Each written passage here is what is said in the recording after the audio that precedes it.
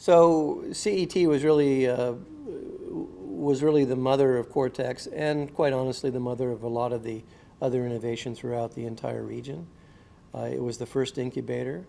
It was the first Missouri Innovation Center, out of 9 of them now. And it's the place where the earliest innovative companies called home.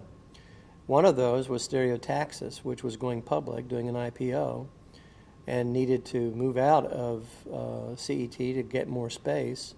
And so the Cortex 1 building was the first building built in Cortex, and 50% of the space was to house Stereotaxis, which is still here today. So CET is one of those other innovation centers. And I'll talk to Christy about that and Yeah. because I knew they should be in the story. Yeah. But I wasn't sure how. What are so that's 2 out of 6. What are just Yeah, the other ones. So then we have CIC, the Cambridge Innovation Center, and the Cambridge Innovation Center was a real coup for us. About 3 to 4 years ago, we were able to recruit CIC from Kendall Square in Boston. I'm talking to Dugan. Yep, you'll talk to Dugan. Yeah. CIC is really considered to be the world's #1 innovation center. It actually started at the same time, right around the same time that CET started here in St. Louis.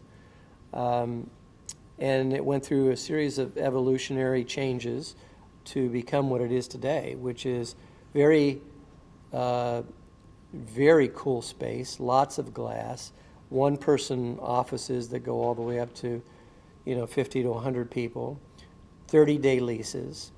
50% of the space is common space. You only take your private space, size your private space exactly for what you need, and with 30-day leases, you can turn it over. It's plug and play. So you get all of your internet, all of your telecommunications, all of your copying, all of your furniture. It's all there. And if you need a private place to make a phone call, there are telephone booths. If you need conference rooms, there are conference rooms. You sign up at your desktop and you reserve a conference room for your meeting. CIC was still trying to find its way. It was more of a traditional incubator and it was not being successful, but it evolved into the model that it is today, and now it's become the #1 center. It's got about over 800 companies in CIC in Boston. It's got about 8 or 10 venture capitalists that are headquartered there as well.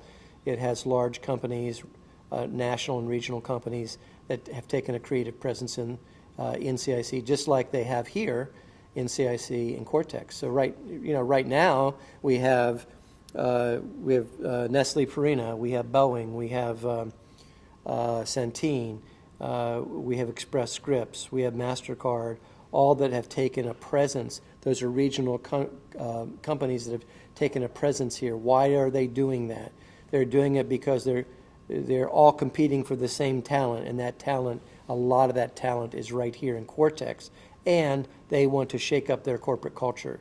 They want to soak in this entrepreneurial vibe that we have in Cortex, that is a buzz for people that are coming in from a traditional corporate culture, and suddenly they're thrown into an environment where there's so much sense of urgency to create and innovate, and that's the cutting edge of innovation. They want to be close to that.